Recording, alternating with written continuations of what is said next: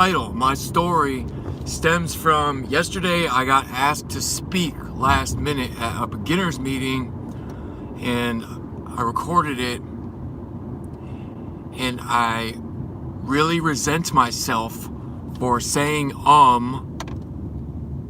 like 1,000 times.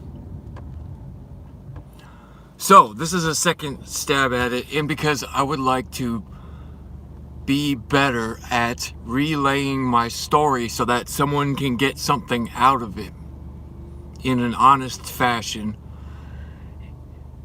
So, right from the beginning, I always felt like an alien. I felt like the black sheep of the family. I'm sure a lot of alcoholics and addicts can relate. I come from a long line of alcoholics. Sort of. Everything looked okay on the outside, but everyone was really suffering within. So, tuxedo on a pig type of situation. I was okay. First one. I was okay in my own skin till about the age of 2 or 3. One of my earliest memories is getting put down in the crib. My mother was not intuitive to adhere to the proper breastfeeding schedule, and that pissed me off. So, little narcissistic me started to become ego-centered at a very young age. I was always connecting from an early age with food and the television set for escape, right?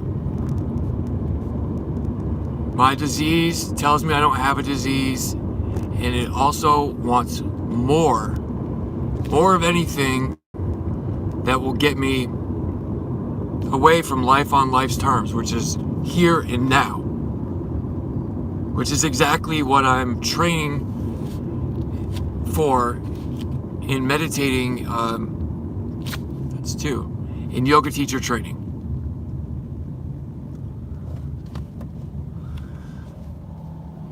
So about, my dad moved to Brazil to teach English and met my mother, who was an alcoholic in the making, probably genetically predisposed to alcoholism, but was just a workaholic at that time and smoked a bunch of cigarettes, and brought her back. This was his second marriage. They had me. He would be an occasional binge drinker, would go out to buy cigarettes, and would have to be getting picked up from jail by one of my older brothers or my mother herself. He passed away from a heart attack when I was 10 years old. By this time, I already had plugged directly into the idiot box, television programming, which programmed me to be miserable, be addicted to fleeting worldly lusts and pleasures, and be rewarded for wearing masks and being addicted to the wrong things, right?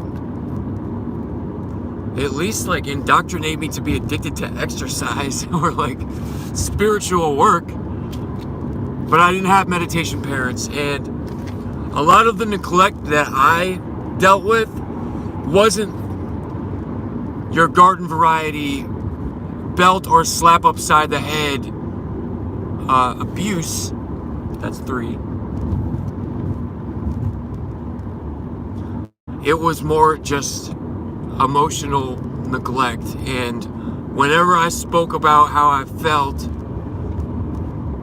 or expressed any emotion, it was swept under the rug, and it was on to, hey, look at this shiny toy, or let's change the subject.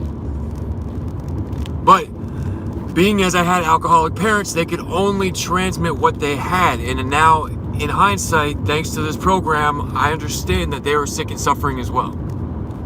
So you can't transmit something you don't have. I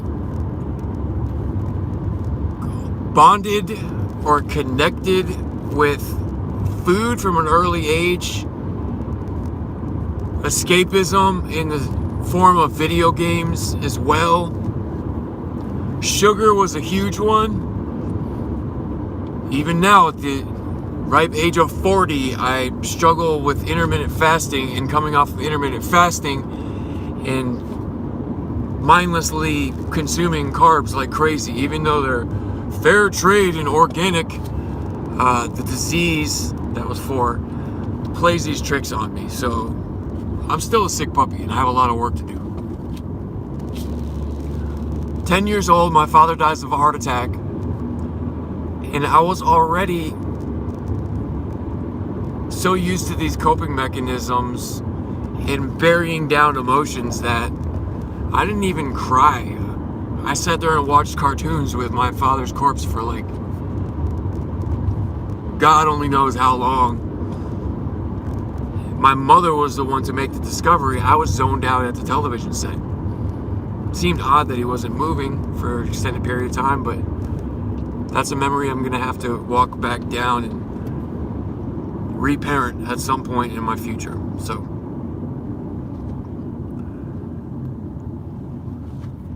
my mother was now faced with all of the bills, and her drinking took off.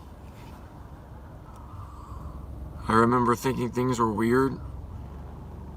Seeing her passed out, I'll just leave it at that. But I had my coping mechanisms.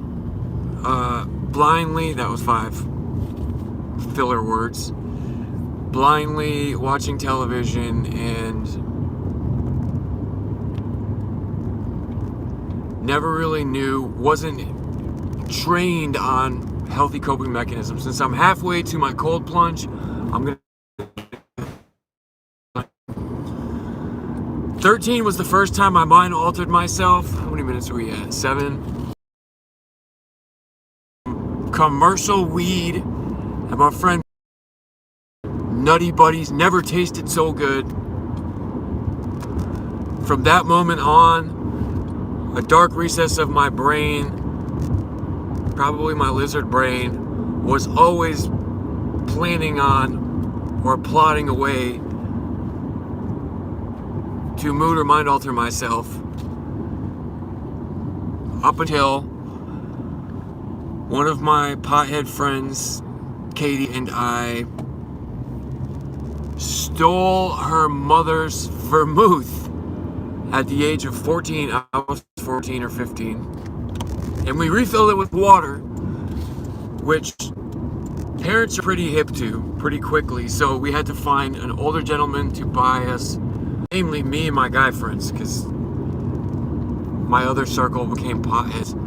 My guy friends and I were just complete mind alteration specialists. The first high school I was at, I got bullied. Not like excessively, but I did get bullied. And I managed to decipher, made a couple of friends there that were also sort of outcasts, you could say. But they were skaters and kind of just on the fringe the whole time, sort of like in life. Fast forward 2 years, my mom pulled me out of that public school where I had received some bullying,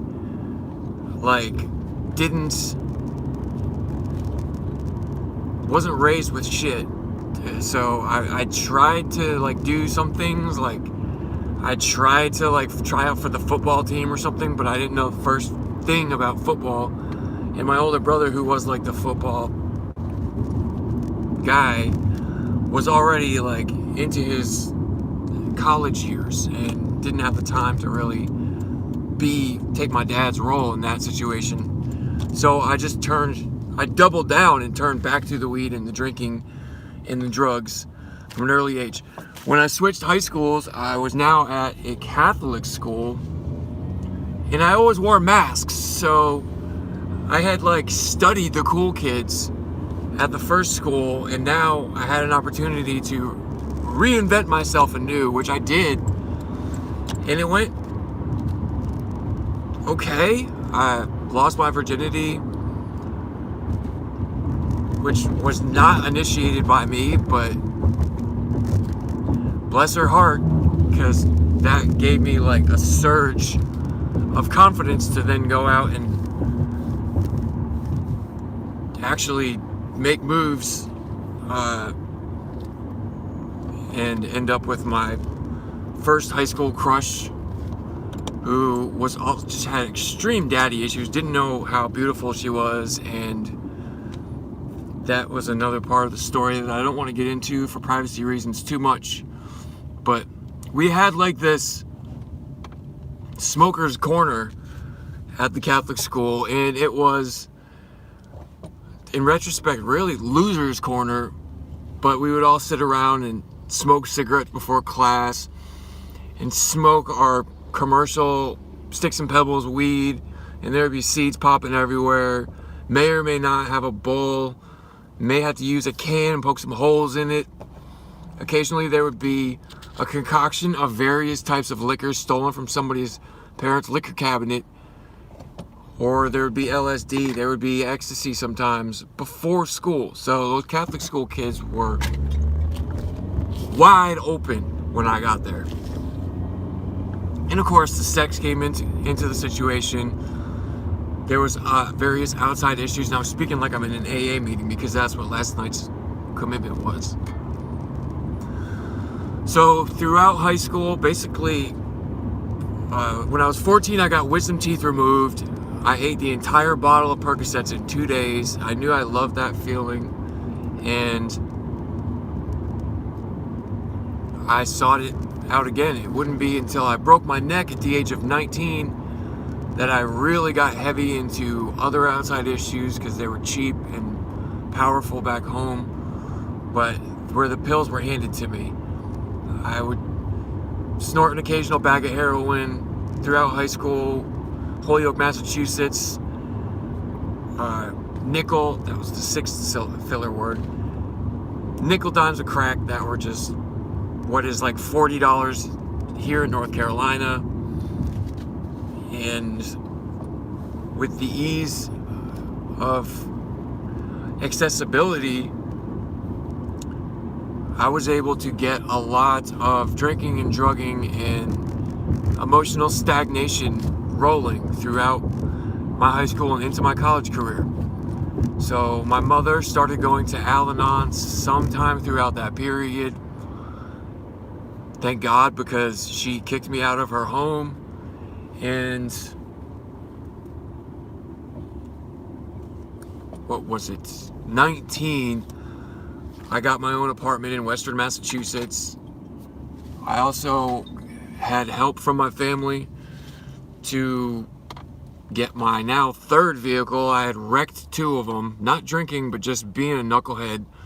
One time for not putting washer fluid in my Honda Civic and crashing in the middle of like a winter mild blizzard, driving to pick up my girlfriend for high school. Couldn't see, tried to stick my head out the window. Next thing I heard was just me creaming a telephone pole. I'm staying in the bottom for too long here. So I got this new car, I got my own apartment, we were doing beer funnels and bong hits all day, every day. I didn't care about the job. The job was just a means to an end, which was to stay high and drunk off my ass 24/7. That's actually been my life goal up until as recently as maybe 2 years ago. Until I got that gift of desperation.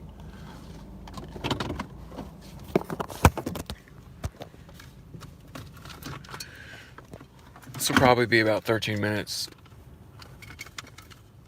longer. I have another commitment now, which is to go help my family. So my toxicology, when I flipped my car 6 times and broke my neck at the age of 19, I only had this Mazda 626 for 2 days. And I decided to drive out to a keg party in a local rival towns, rather, bunch of misfits scene of sort of like outskirt kids that dabbled in selling drugs, and we thought we were cool because we sold drugs to the kids on the basketball teams and the football teams, and that was our way of connecting, right?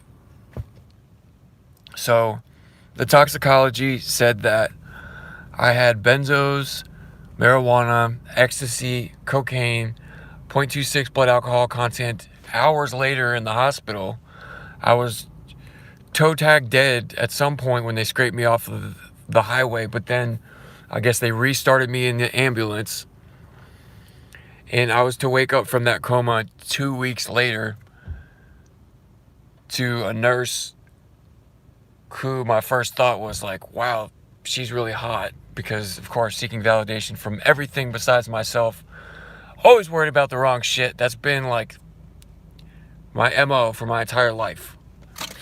Even still, driving with my knee and texting and doing stupid shit. So they prescribed me Oxycontin. When I woke up from that hospital bed, the first thing on my mind was taking the OC80 that the hot nurse had fed me, dissolving the coating off, and then as soon as she left, hobbling my ass to the bathroom to spit it out and break it down and snort it. So always rebellious, you name it, from routes of administration to what I did, to how I lived, to how I thought. I've sort of bulldozed my way through life because since I don't like myself, why the fuck am I going to like anything the way it's suggested to me to be done? Especially not that. Solid distaste for authority and life itself until recently. So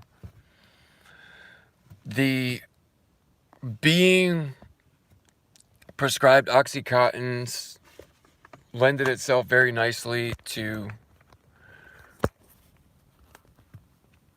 getting taken off of said Oxycontin and Percocets. I'm just going to go ahead and get myself ocean ready. And then there was the heroin to go right back to. The heroin, the crack, daily alcohol usage was a part of my story in Massachusetts. When my mother's sympathy for me wore out and the neck brace came off, I went to live with a high school friend who possibly is still not doing well, but is still alive, so that's a lot more than a lot of us can say. And it became like daily, by any means necessary. I was reduced to the animal level. Like, I got a job at a Dunkin' Donuts and found out everyone else was embezzling from this place, and so I embezzled too. It was easy to justify that, right? And all that money went directly, the extra money went directly to crack and heroin. Alcohol wasn't a luxury at this point, it was a necessity. So that was automatically accounted for. That was like some normal person would consider paying their rent to be a necessity, or buying food. That's what alcohol was for me, and would remain in my life until June 3rd of 2020, literally. Even when I was in prison, because jails, deaths, and institutions are all part of my story, but only twice in prison, dozens of times in jail. But even in prison, I would attempt to make buck, which is homemade wine, and it would not work. I ended up throwing up all over my prison bunk. The toilets in the prison dorm. So that was not successful.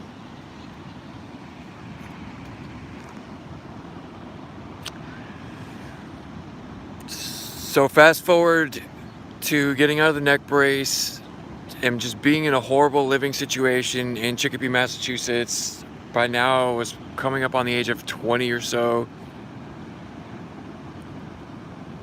I had friends that were successfully selling drugs.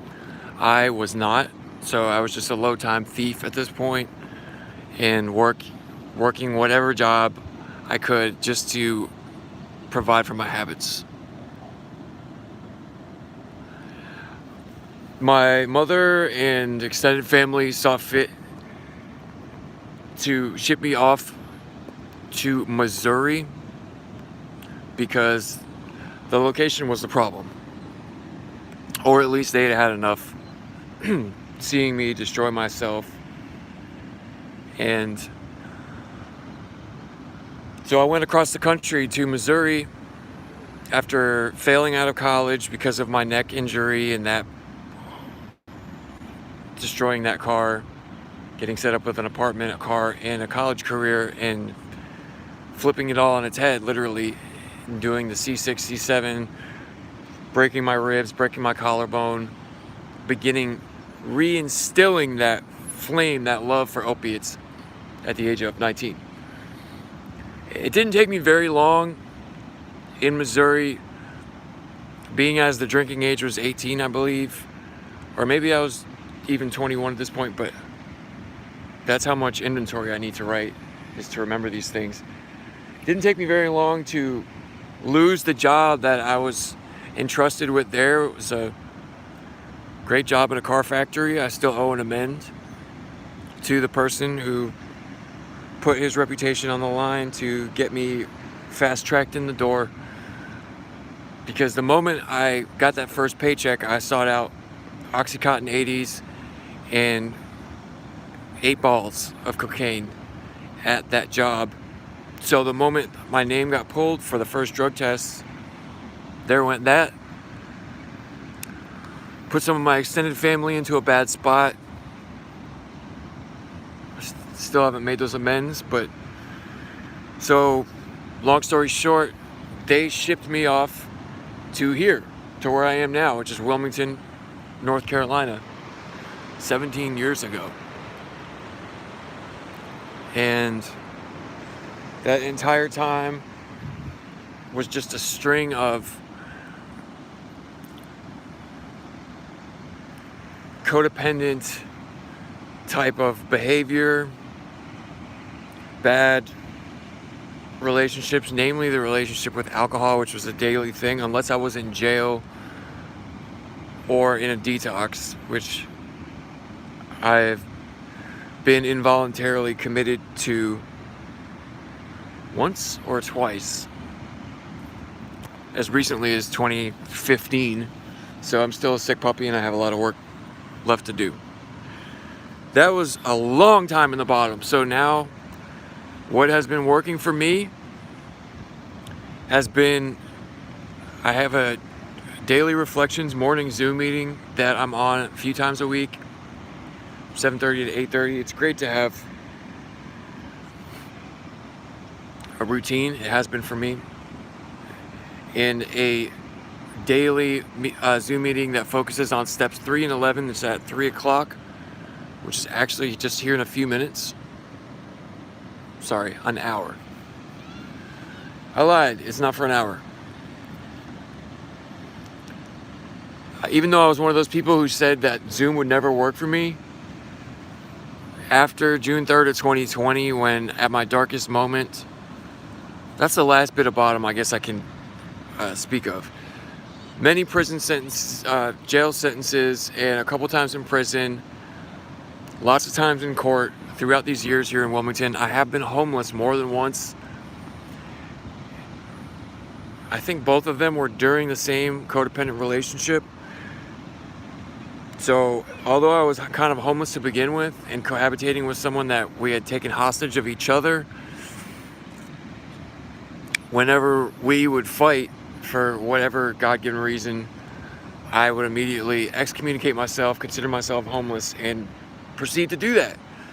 Everything from going and buying 211 Black Rock Gut beer and crawling up under a bridge to use intravenous drugs, or just to escape, literally like escape from her, but then to run and to do the connecting through porno and injecting speed and using alcohol, just completely outside of my head, because they say from the first time you drink a drug, you remain that age and that maturity. And so in that case, I'm still maybe a 14-year-old if you count all the time in between white chips.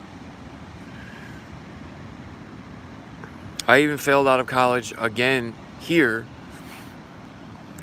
circa 2012, because once again, always worried about the wrong shit. And for me, my only worries was getting outside of self, getting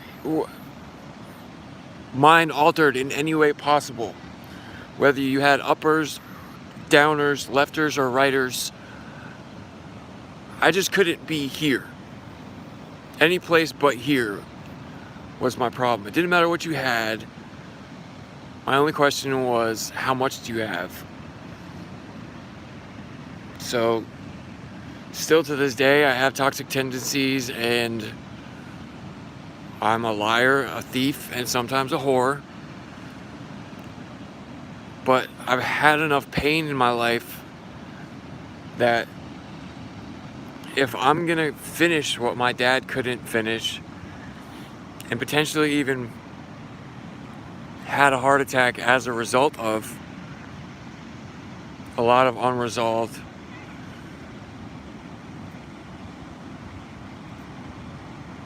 traumas, whether they're ancestral or guilt, remorse, and shame. It's like they say, how free do you want to be? So that's why I'm sort of practicing this, but also because growth only comes from seeking discomfort. Not just physically like I'm about to do, but in other ways too, spiritually. So I'm not healed. I've got a 4th and 5th right now that's completely written out, that's ready to be heard.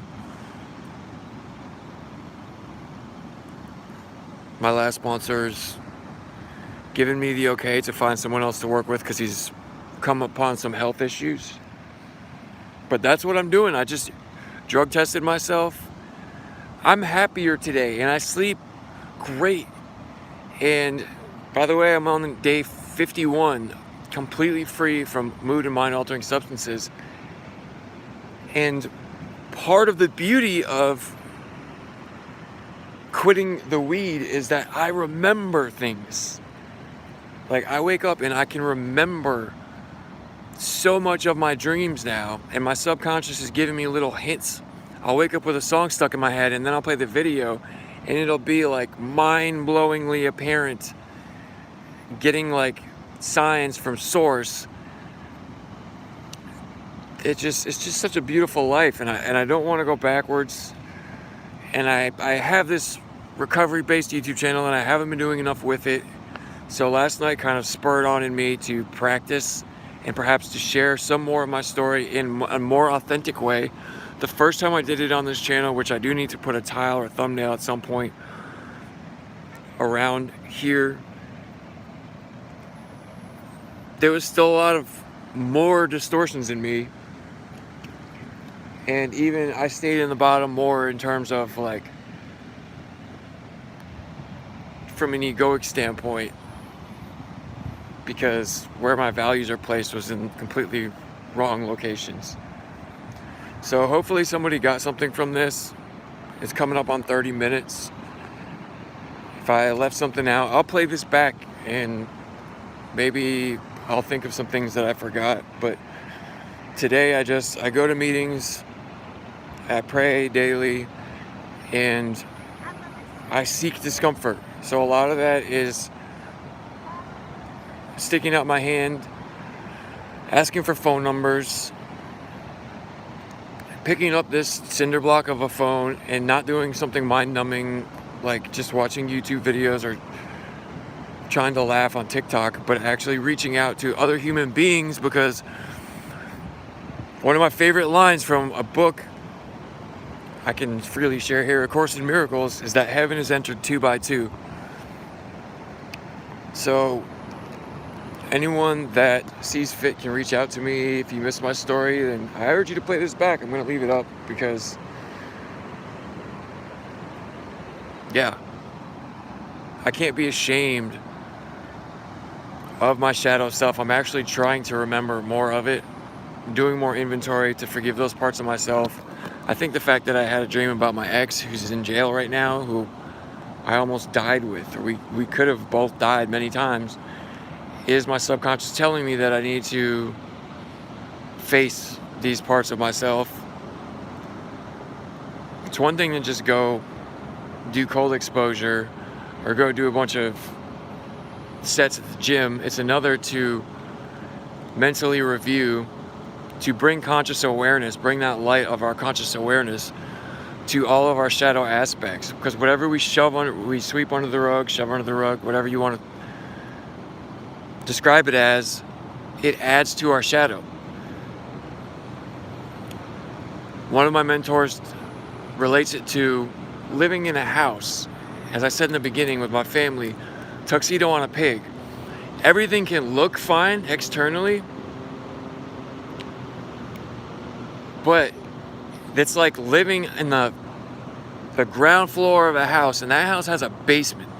And whatever we don't deal with down there in the swampland of the soul, that's like having radioactive waste in your basement of your house.